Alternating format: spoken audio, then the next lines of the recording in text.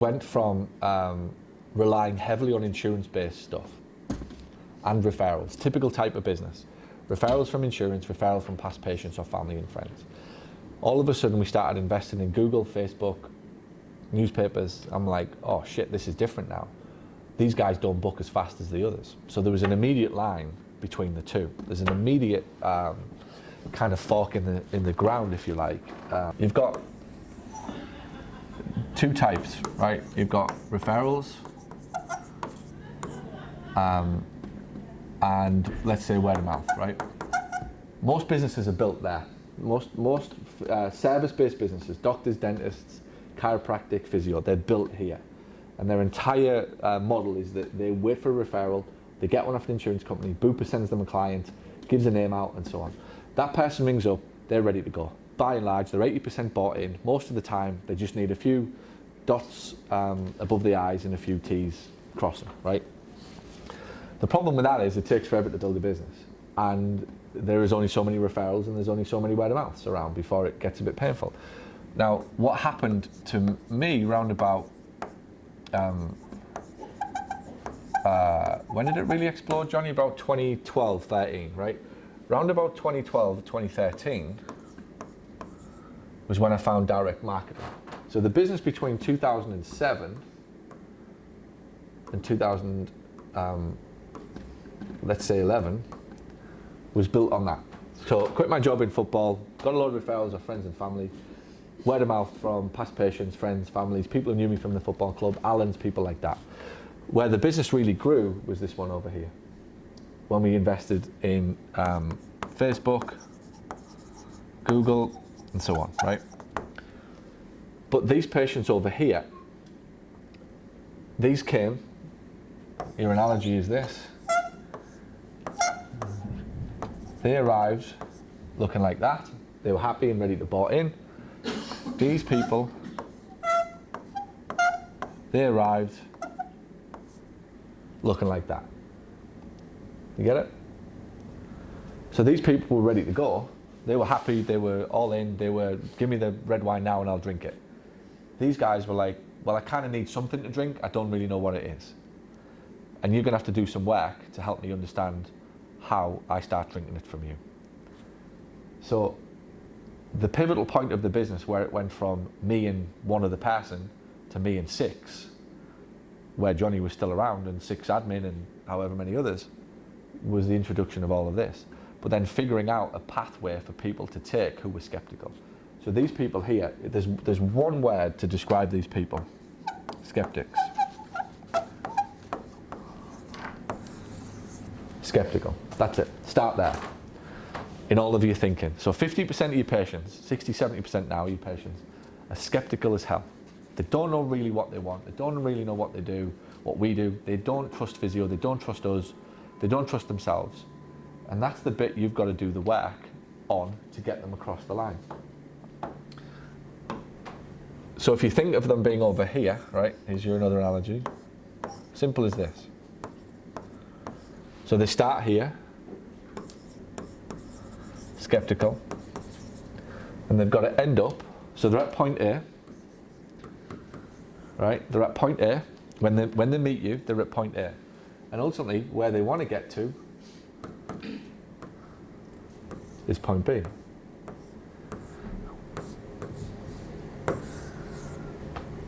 That's where they want to get to. And you could call that happy and healthy. These guys are skeptical and unhealthy. That's where most of your customers start. If you accept that fact and you build a business for that, you've got a chance. Same in this business. Simon sees it with our clients all over the world. These are skeptical and not making as much money as they would like, and they want to be happy and rich. So skeptical and broke, happy and rich, right? Whichever version. They want more money and they're skeptical as shit about what they've got to do to get it, and these guys are skeptical and unhealthy. Where we're allowed to believe is that because somebody's called you, is that they actually want you. This is how fucked up this world is. We're allowed to believe that somebody goes into a business, and just because they're in the business, that they actually want the business. It's barbaric. How many times do you walk into a store and not buy something? How many times do you make a phone call and not buy something? How many times do you go on Amazon, look at it, and go back? How many times? A lot. How many times do you think about going on holiday, go on the website, almost book the flight, almost book the thing, and then don't? A lot. Why would it be any different for a patient? Other than the fact that you want it to be different, it isn't. It's absolutely exactly the same. So when you're booking a holiday, the reason you didn't book is you're still skeptical. You still had some piece of information that you needed to get before you booked it. And whether that was you needed to speak to 5 more people who'd been to Greece or Kos or Kavos or wherever it is you're going, 3 people who'd been to that hotel, 6 looks on TripAdvisor, speak to somebody else, talk to somebody, whatever it is. Until you do that, you won't book the hotel. You won't book the holiday. And the irony is, by the time you go to book it, it's probably an extra 500 quid versus what you could have booked. Is that not true? So what we had to do was ultimately build a bridge, all right, that said phone call, all right. We had to build this bridge.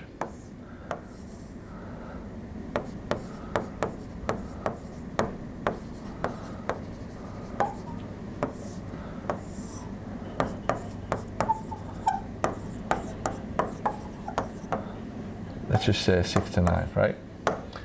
That's really what somebody has to do to get to you. Now, where most of the businesses in the world want to play, they just want to go straight to this and play over here.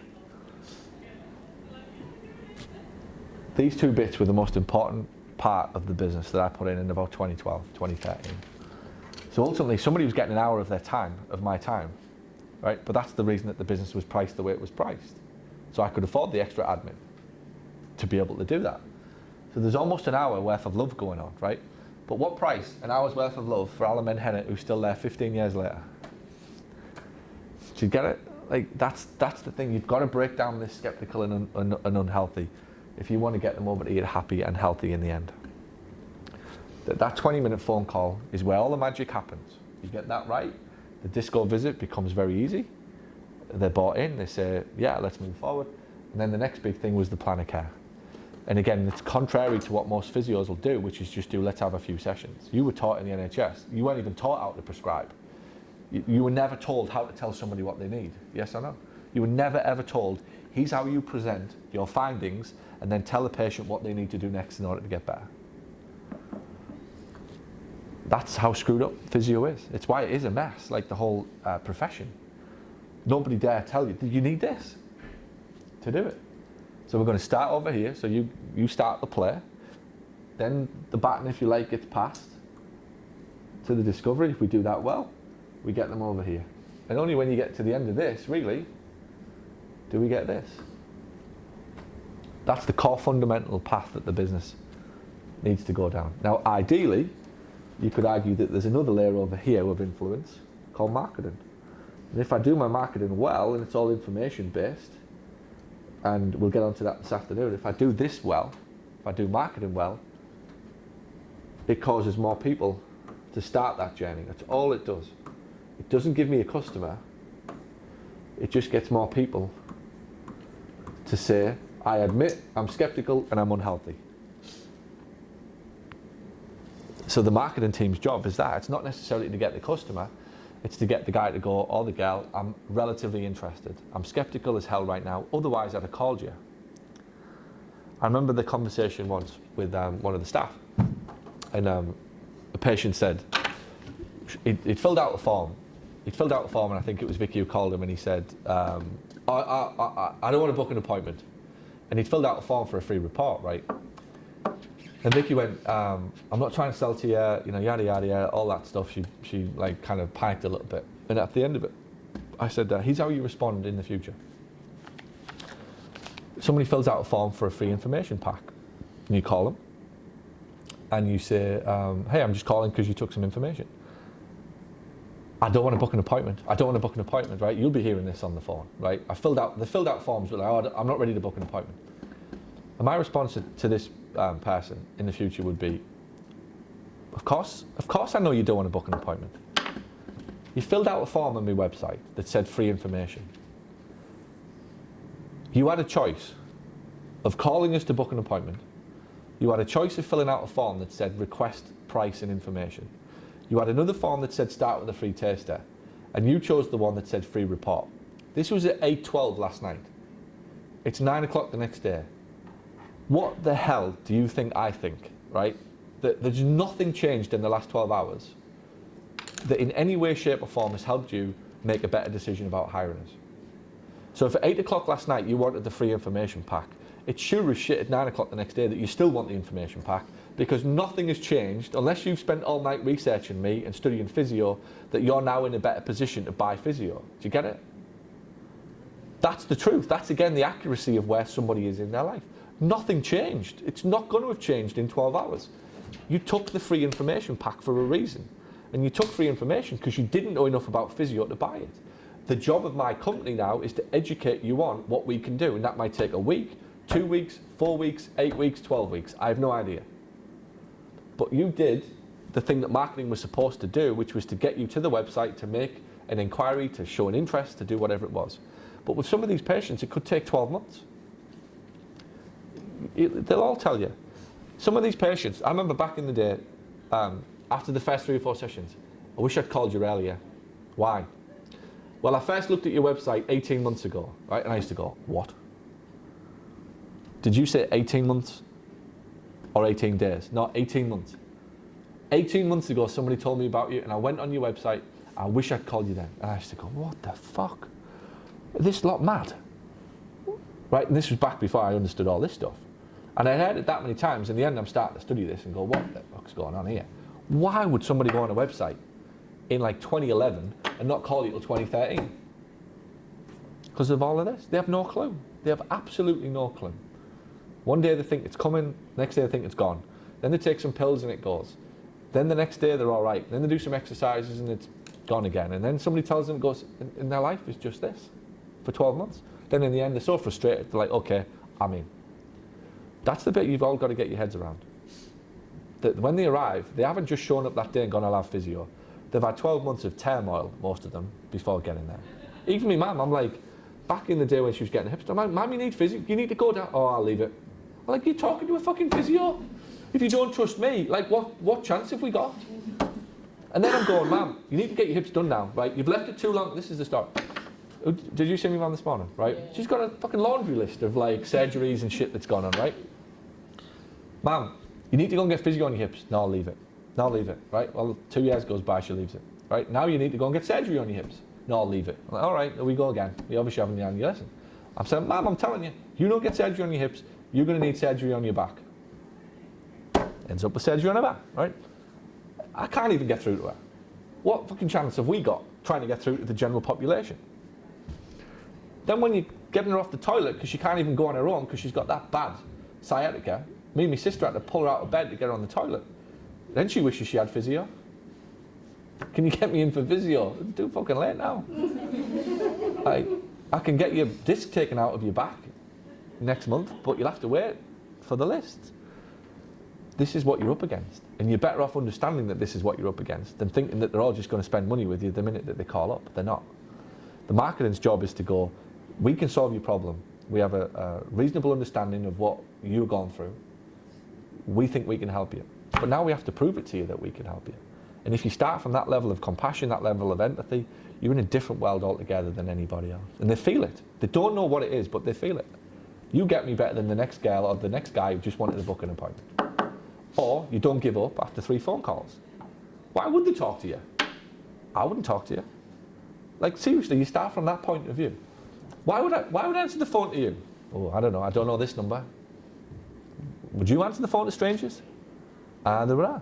It's probably a debt collector, fucking credit card bill. You're laughing, but this is what's going on. The fucking CSA's chasing them, the lawyers something's going on. This is their life. This is their life. Why would they answer it? It probably will take you 10 phone calls to get through to somebody. In the end, you have to ring them that many times that they really think it is important. The 10th time of the same number, they're like, oh shit, this must be important. The first time, it's the credit card company asking for the money. That's life. But you think that you're a pest. In your head, when they don't answer, when they don't answer, you think you're bothering them, and they think you have a vision of them looking at the phone, going, "That's Claire, not talking to that bitch." Put it back in the phone. She can get screwed, right? And then you put the phone down. These fuckers don't want to talk to me. Yes or no? Yeah. These fuckers don't want to talk to me. Don't they know? Then all of a sudden she starts going, "These fuckers, I'm only trying to help them. I'm trying to get them some physio, and I'm trying to." But they don't even have the decency to answer the fucking phone. Meanwhile, the person you ring is fighting with 3 kids, right? One of them's fucking got COVID, the other one's just spewed up all over the floor, and one of them's dropped milk all over themselves, right? And you're ringing them up trying to book for physio, and she's looking at her phone going, "I wish these had off, fuck off, don't they know I've got 3 kids to deal with?" So she thinks she's important, you think you're important, and you're both banging your heads against a brick wall. You stop ringing her, she still has a bad back. She was just busy, right? And someone like me, you'd never get me to answer the phone. I wouldn't answer the phone to Natalie. Like, my mum has to ring Natalie to get to me. What's it like trying to get out? Like, you never ever get me on the phone. This thing's not been switched on for about 10 years. So you'd have to figure out a new way. Why do I want to answer the phone? The only reason somebody rings is with a problem or to sell you something. Nobody ever rings me with good news. Hi, Paul, good news. I rang you with my milk problem this morning. So I didn't answer. Exactly. Because it's all bollocks. Everybody just gives you all their shit, right? So I figured out 10 years, just don't answer it. Switch the thing off, ignore it, and it all goes away. Turn off voicemails as well. Turn a lot off. I've never had a voicemail. I remember them coming in once when we got the new phone lines. "Why do you want your phone line?" I went, "There must be some mistake. What the fuck do I want a phone line for?" I said, "I've got 4 people out there who answered the phone. What do I want one for?" And the dude couldn't get his head around it. I'm like, "You don't get it. I do not want anybody to call me any minute of the day." But this is the game of cat and mouse. You will get me on text or email, is the point. You probably would get me in a letter. I'd be more likely to read the letter. Probably open the email. If I have to call you, it's not happening.